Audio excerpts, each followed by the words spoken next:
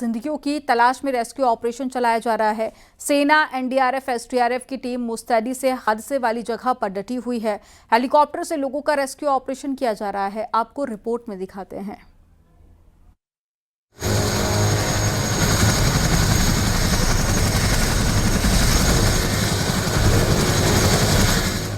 धराली में ऐसी त्रासदी आई जिसके जख्म भरने में काफी वक्त लग जाएगा। पहाड़ से आए सैलाब ने पूरा गांव ही निगल लिया। भीषण आपदा के बाद राहत और बचाव के काम ने तेजी पकड़ रखी है। MI-17 हेलीकॉप्टर के जरिए लोगों को निकालने का काम शुरू किया गया।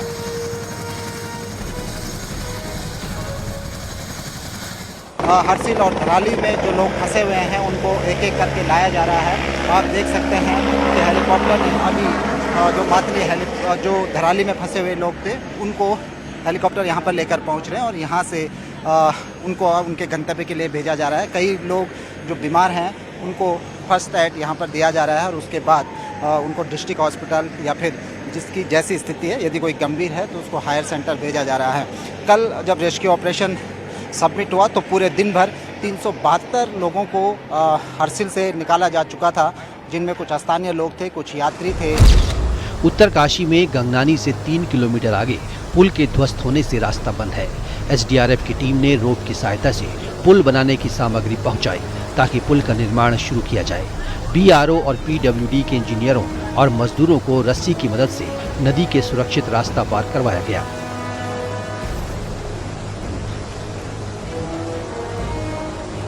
उत्तरकाशी में बड़ी संख्या में गुजरात और महाराष्ट्र समेत कई राज्यों के यात्री फंसे हैं, जिन्हें सुरक्षित निकालने का काम किया जा रहा है। कई यात्रियों को मताली हेलीपैड लाया गया। यहाँ से गवर्नमेंट ऑफ उत्तराखंड और गवर्नमेंट ऑफ गुजरात दोनों के सपोर्ट से बहुत ही अच्छा रेस्क्यू चल रहा है। सैल्यूट टू यहाँ की लोकल पुलिस, आर्मी हमारी बहुत केयर लिए हैं। प्रशासन ने हम लोग का बहुत सहकार दिया है, उसकी वजह से ही हम लोग आज यहाँ पे आए हैं। सबने हमको अच्छी तरह से मदद की। ईसावास्यम में हम रुके थे, वहाँ तो बहुत अच्छी सेवाएं मिल रही थी। बहुत अच्छा किया है, सरकार अच्छा दिया है, अच्छी तरह से हमें लाए यहाँ भेजे। हरसिल में आई तबाही के बाद सेना के K9 यूनिट की मदद ली जा रही है। इसमें खास ट्रेनिंग वाले डॉग्स को लगाया गया है।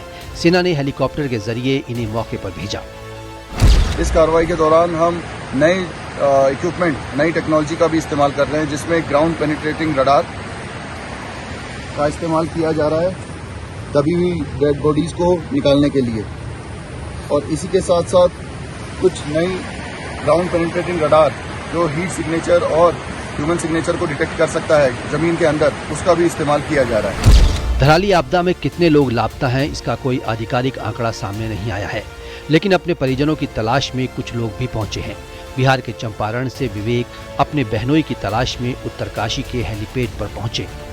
3 दिन हम लोग को लगा यहाँ पर पहुँचने में और उसके बाद हम लोग गए थे वहाँ पर कार्यालय ऑफिस गए थे, तो वहाँ से हम लोग को यहाँ पर भेजा गया। तो कल हम लोग को हेलीपैड के लिए सुविधा मांगे थे। तो जो आपके बहनोई थे, एक तो उनका नाम क्या था और करते क्या थे वो?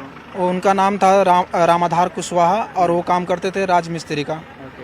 जो घर और जो बनाते हैं ना, उन्हीं का काम करते थे। वो धराली में काम करते? हाँ, जो मेन धराली है, जो वहाँ पर नीचे बहकार आ रहा था ना मलबा, वहीं पर वो काम कर रहे थे। धराली की तबाही ने एक झटके में सब कुछ छीन लिया, लेकिन मलबे के बीच से जिंदगी की तलाश में रेस्क्यू का काम तेजी से चलता जा रहा है। Bureau report, news 18, UP, Uttarakhand.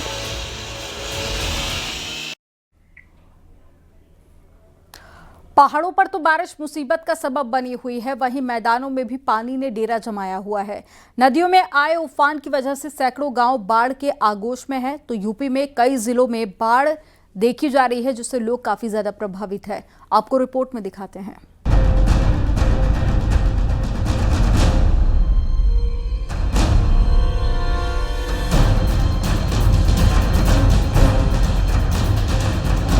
एक तरफ पहाड़ों में तबाही मची हुई है, तो वहीं मैदानों में बाढ़ ने हालात मुश्किल बना दिए हैं। यूपी के कई जिले बाढ़ग्रस्त हैं। बलिया में गंगा और सरयू नदी प्रचंड वेग के साथ बढ़ रही है, जिससे यहाँ 22 पक्के मकान और 298 रिहायशी झोपड़ी पानी में समा चुकी हैं।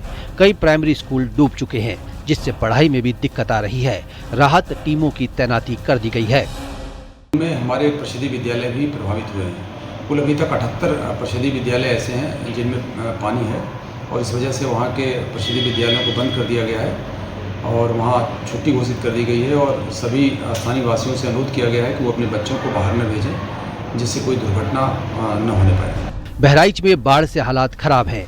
भारी बारिश और नेपाल से छोड़े गए पानी की वजह से बहराइच में कई गांव डूब गए। घाघरा नदी में आए उफान की वजह से लोगों की मुश्किलें बढ़ गईं। कई मकान पानी में डूब चुके हैं। लोग सुरक्षित जगह पर जाने की मशक्कत कर रहे हैं। खेत खलिहानों का नामो निशान नहीं बचा, क्योंकि हर तरफ पानी ही पानी दिख रहा है। लोग नाव का सहारा ले रहे हैं। शिवपुर इलाके में मिट्टी के कटान का खतरा है, जिसकी जद में दर्जनों मकान हैं। कटान के डर से लोग घर छोड़ रहे हैं।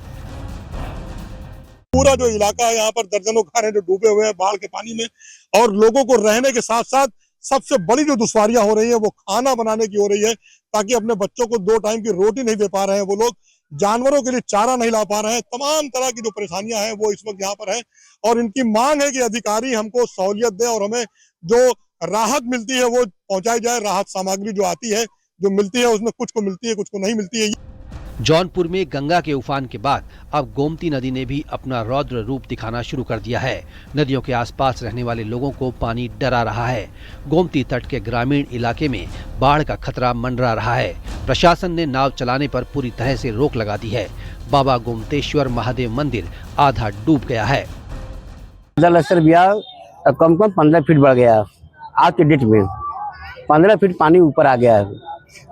जो गोमतेश्वर बाबा का दरबार था वो डूब गया। हनुमान घाट का मंदिर तट डूब गया। हापुड़ के गढ़ मुक्तेश्वर में गंगा का जलस्तर तेजी से बढ़ रहा है। खादर क्षेत्र के गांवों पर बाढ़ का संकट मंडराने लगा है। कई गांव की सीमाओं को पार करते हुए गंगा का पानी आबादी तक पहुंच गया है, जिसके चलते प्रशासन भी मुस्तैद नजर आ रहा है। बाढ़ चौकियां बनाई गई हैं। बढ़ते जलस्तर के कारण लठीरा के आसपास के जो हमारे गांव हैं, बड़ावली हो गया, जो मढ़ैया है, वहाँ पे खेतों में पानी घुस आया है। कल रात्रि को मेरे और कप्तान साहब के द्वारा इन क्षेत्रों का भ्रमण भी किया गया, तो खेतों में लगभग 1-2 फीट पानी आ गया है। परंतु चूँकि गांव की आबादी थोड़े ऊंचे स्तर पर स्थित है, इसलिए आबादी में अभी पानी नहीं घुसा है। बिजनौर की बात करें तो बाढ़ से कई गांव प्रभावित हुए हैं। सड़कों पर हर जगह जल भराव दिख रहा है। अमेठी में रुक रुक कर बारिश आफत बन गई है। गयासपुर गांव में तेज हवा के चलते एक पुराना पेड़ घर के छप्पर पर भर भरा कर गिर गया। एक महिला की मौत हो गई। राजधानी दिल्ली की बात करें तो यहाँ यमुना नदी उफान पर है। यमुना नदी का जलस्तर खतरे के निशान के पास पहुंच चुका है। अगर यमुना में और पानी छोड़ा जाता है तो नदी के आसपास के इलाकों में बाढ़ का खतरा हो सकता है। Bureau report, news 18, UP, Uttarakhand.